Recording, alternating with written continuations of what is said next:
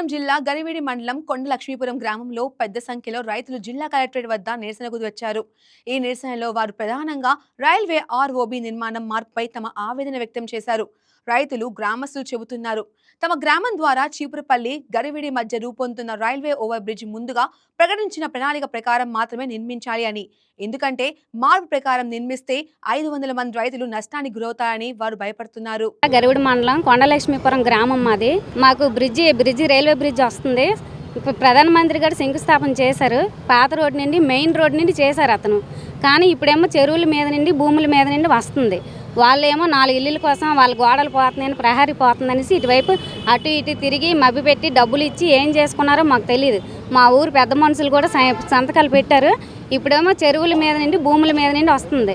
500 మంది రైతులు నష్టపోతున్నారు. ఇప్పుడు ఇల్లుల గురించి ఆలోచిస్తారు, 4 ప్రహరీ గోడల గురించి ఆలోచిస్తారా, చెరువుల గురించి ఆలోచిస్తారా, రైతుల గురించి ఆలోచిస్తారా, వ్యవసాయం గురించి ఆలోచిస్తారా? ఇప్పుడు మా ఇల్లులు కూడా పోతున్నాయి. ఇప్పుడు మంచిరం వీధి, మా వీధిలో గుడి ఉంది, రామాలయం ఉంది, ఆ గుడిని కూడా తీసేస్తామని అంటున్నారు. ఇది ఎక్కడండి ఇది న్యాయం?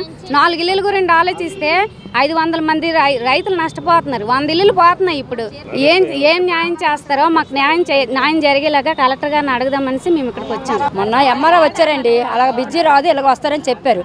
మొన్న ఏటో అయిందో తెలియదు, మాకు మారిపోయారు అప్పటికప్పుడు. అతను ఎంత లంచం తీసుకున్నారో మాకు తెలియదు. ఇప్పటికి వచ్చి చెరువుల మీద ఇళ్ళ మీద పెట్టిస్తారు. చెరువులు పోదు, నోటీసులు మాకు రాలేదు. మొన్న రైల్వే దగ్గరికి వెళ్తే అతను చెప్పారు ఇలాగ వస్తుందమ్మా బ్రిడ్జ్ అని చెప్పారు మాకు.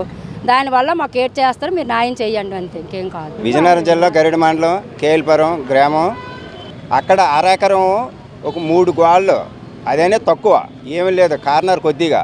ఇది పోయి ఈ పెద్ద మనుషులు 2 వైపులు చూపించడం వల్ల అక్కడ 500 ఎకరాలు జనం మొత్తం ఆ వాటర్ వల్ల ఆ 2 చెరువులే, ఆ చెరువులు తప్పించి బోర్లు కానీ ఎవరైనా కట్టుకుని ఊర్లో తాగడానికి వాటర్ కూడా లేని టైంలో కూడా ఉన్న చెరువులు కప్పేసి ఇలా తిప్పారు.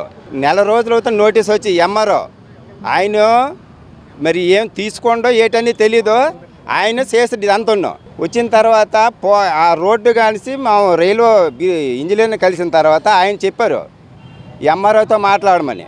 ఆయన నోటీస్ వచ్చిన తర్వాత సచివాలయం బోర్డు పెడతామన్నారు, లూజ్ పేపర్లు వేస్తామన్నారు, ఏమీ లేదు. ఆయన ఈ నోటీస్ ఆయన ఇంట్లో దాచుకోండు. ఆయన ఎన్ని రోజులు గేమ్ ఆడుతారనే తెలీదు. మేము ఆయన మీద పోరాటాడతాం. ఇదంతా చేసేదంటే ఎంఆర్ఓ సార్. ఎంఆర్ఓ అక్కడికి వెళ్తే ఎంఆర్ఓ ఏమన్నారు, బాబు మేము కూడా మా ఇల్లు కూడా పోతాయి, మేము కూడా బ్రిడ్జికి పోతే మేము కూడా వదిలేసుకున్నాము, దాని వరకు ఎందుకు మీరు తగులాడుతారు అన్నారు. ఆ రోజు చెప్పిన మాట ఆయనే. కానీ ఈరోజు ఏం చేశారు, డైరెక్ట్గా ఏం చేశారు, మొత్తం ఎంత మరి నంచం తీసుకుంటో తెలీదు. ఆయన అయితే మాత్రం పుచ్చుకొని ఏం చేశారంటే పొలాల మధ్యలో లేస్తారు సార్. పొలాల మధ్యలో అంటే మా ఊరికి సార్ నీరు కరువు సార్, బాగా నీరు కరువు. అలాంటప్పుడు ఉన్న చెరువులు కప్పేసి ఇప్పుడేం బ్రిడ్జి అలగలు వేసిస్తే సార్ రైతులు ఎలాగ సార్ బతుకుతారు సార్? 500 కుటుంబాలు రైతులు సార్, మొత్తం రైతులందరూ పాడైపోతారని ఊళ్ళో పెద్ద మనుషులు పోనీ ఆ రోజు ఏదో అన్నాం బాబు, సరే ఆయన కాడికి వెళ్ళి అడిగారు, సార్ మా వాళ్ళు తప్పు అయిపోయింది సార్, మేము చెప్పడం తప్పు సార్ అన్నారు.